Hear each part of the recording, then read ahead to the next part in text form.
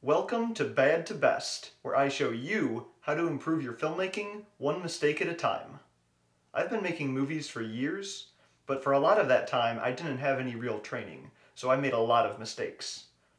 Hopefully, by showing you some of those mistakes in old movies that I've made, you'll be able to avoid making the same ones yourself.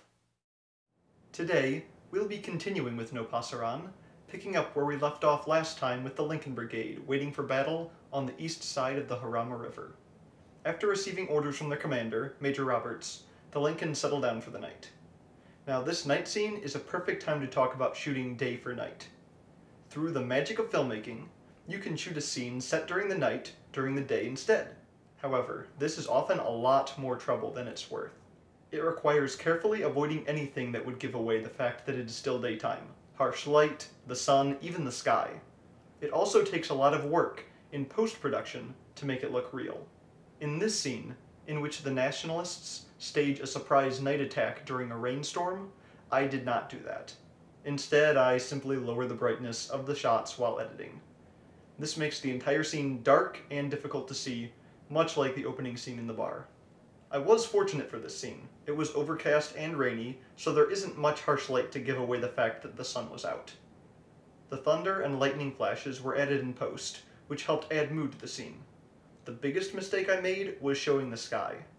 Although it is overcast, it's still way too bright compared to the rest of the scene. This gives away the fact that it's not in fact nighttime. It actually gives the scene strange dreamlike quality that, while it does look kind of interesting, was not at all the feeling I was going for the scene.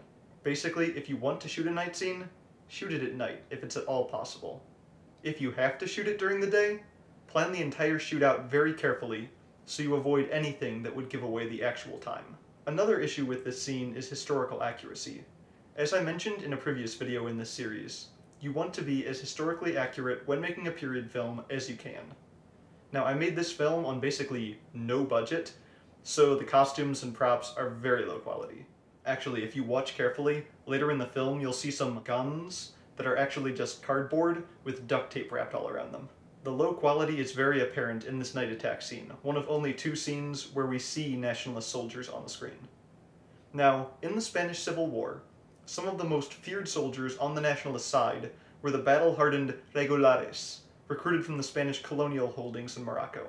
These troops were present at the Battle of Jarama, and were actually some of the first Nationalist troops to cross the river, thus surprising the Republican troops on the other side.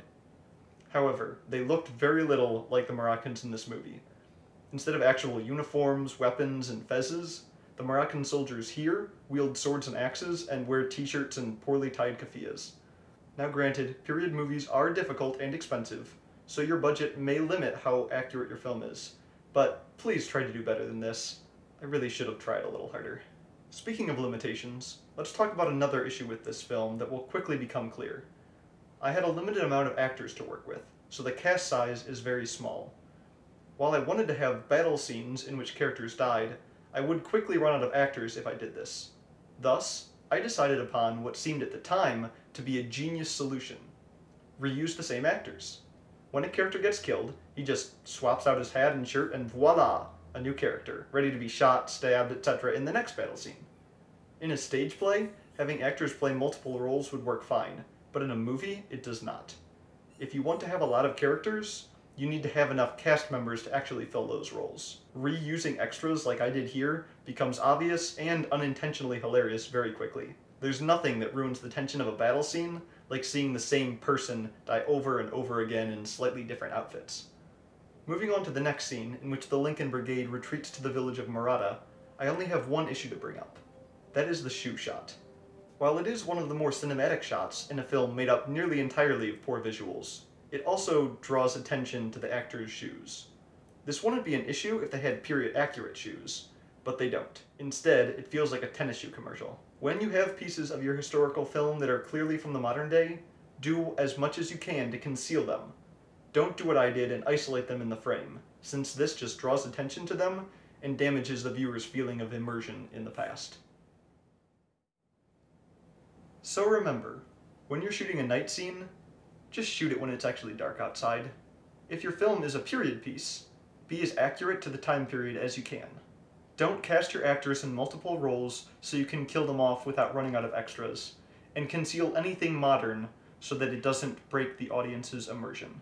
Do that, and you'll go from bad to best in no time.